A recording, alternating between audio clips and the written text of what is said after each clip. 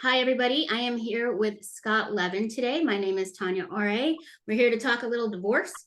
I am actually a certified divorce financial analyst. Scott is a wonderful mediator I work with most days. I wanted to give him an opportunity to introduce himself, and then we were going to talk about a couple things.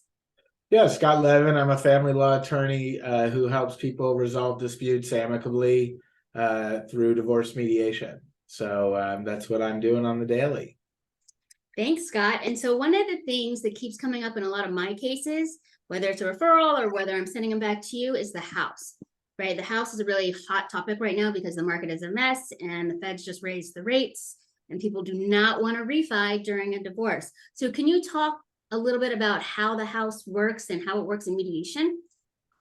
Yeah, so I mean, if someone comes to me and they own a house, quite common in my practice, um, you know, basically, if we're going to if they're going to sell the house, then they have to agree on, whether they own the house equally or not. If they own the house equally, then they're going to agree on to sell it, when to list it, whom to list it with.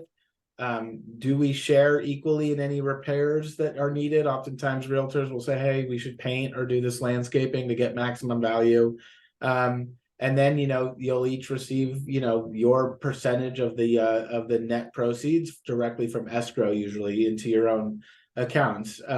Sometimes we do put the funds directly in escrow into a community account, and then we clear all the community debt from that net amount, so that, like, it's oftentimes a good idea not to continue having joint credit cards that with balances after the divorce.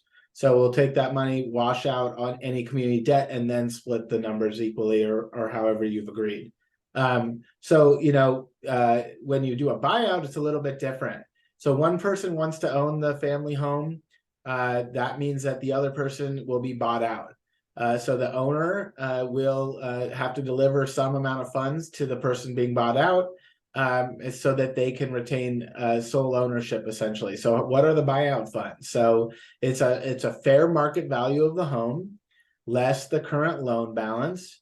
That gives you a net number. So let's say it's $1 million home and you have a $500,000 mortgage. So that's $500,000 net equity. Each of you own half of that. So that's 250 and 250. So that's like the most basic situation. So how do you arrive at a fair market value? That's sometimes an issue, Tanya. That can be a dispute. And then one interesting issue, Tanya, is that oftentimes people aren't, there's not necessarily like the 500,000 that's the net community value. Oftentimes there's claims about how that should be divvied up different than each getting 250. So, like, well, for example, Tanya, like when in your practice, if someone says, hey, we own this house, it's worth $1 million, we owe 500, but when I bought it, I owned it before marriage. Right. Or I bought it I put $100,000 down into the down payment from funds that were inherited. And so I think that I should be credited with a bigger portion of the equity because of those things. What sort of things come up in your practice with the home in that sense?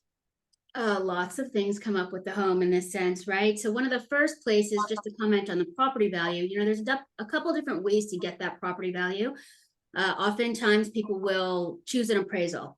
Not so much anymore, just because it costs money to get that appraisal. And at this stage, people are kind of, do we really need to? The other place we get a value on the house is a comparative market value, comparative market analysis. I usually have a realtor I work with run that analysis, run a property profile for me because it helps me follow all the refinances, because that comes into play also with the houses. Once we have that value, and then we start having these claims, I put 100,000 of inherited money in. This money came from my 401k prior to marriage. That's when we really have to tease out, or I have to really tease out how much and when, and what kind of money actually went in there. There's something called a Marsden in California that basically assigns a percentage of the value of the home to separate property versus community property. Because what we need to figure out too is how much of your separate property generated appreciation, right? And in San Diego, God knows, everything is all about appreciation. So it's a matter of really digging into factors like principal pay down, If there's a refi, it gets very complicated because then I'm looking at who refied what. I don't often get into the deed piece of it unless it's something that actually is telling as to how things went. But one thing I can say that people are trying to do, or divorcing couples are trying to do, is they're trying to check with their banks for an assumable mortgage. Yeah, that's great. And that way they don't have to refinance the loan to get the other person off the loan. They keep their same loan terms. They keep their same low ideal interest. Not all banks do it, but I definitely am telling everybody to start there when it comes to the home. Yeah, what's interesting about a loan assumption is that they won't start the process until you have a judgment. So when you're doing a mediation and the loan assumption, so both people are on a mortgage, so it's jointly mortgaged. And if one person's going to buy the other out, the problem is that with today's interest rates, most of my clients have much better interest rates presently than they could get if they refinanced. And there's two ways to get someone else's name detached from a mortgage: a refinancing, which requires refinancing at the current rates available, oftentimes 3 percentage points more than what your current one is. So that's not ideal, right? Because then you're paying more per month. The other way is this loan assumption. So, but when you're in mediating, if you're going to try a loan assumption, you kind of have to tier out the agreement. Like, we're going to try a loan assumption. If it doesn't work, then what happens? And so you kind of have to play out both stories and have agreements kind of that are dual, two different roads in the event that those both are needed. You definitely need the plan B, right? If assumable mortgage does not work, then this is how this will be handled. And I find that building in timelines the best you can, right? Because of course, sometimes the application takes a while, the loan takes a while, but once an answer comes in, yay or nay, I find that as long as a timeline is built into the MSA, there's the marital settlement agreement, there can still be actual movement. But if it's kind of one of those, if it doesn't happen, then we'll sell the house and that's it. Scott, I don't know if you see this, but people are like, without that specificity, it drags on, right? And you don't want that to happen at the end. No, you have to have black and white rules in the end so that, like, hey, for this period of time, like, only if both of us agree will this happen. But as of this date, if one person wants, to get their equity out or to get their name up, then they have the right to demand that. So you have to play out those scenarios and make it black and white in the end so that there's not kind of a vagary that leads to conflict.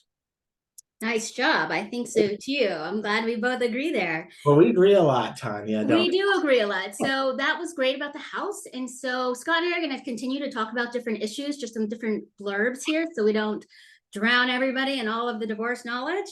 But keep checking our channels and we will cover another issue. Have a good one.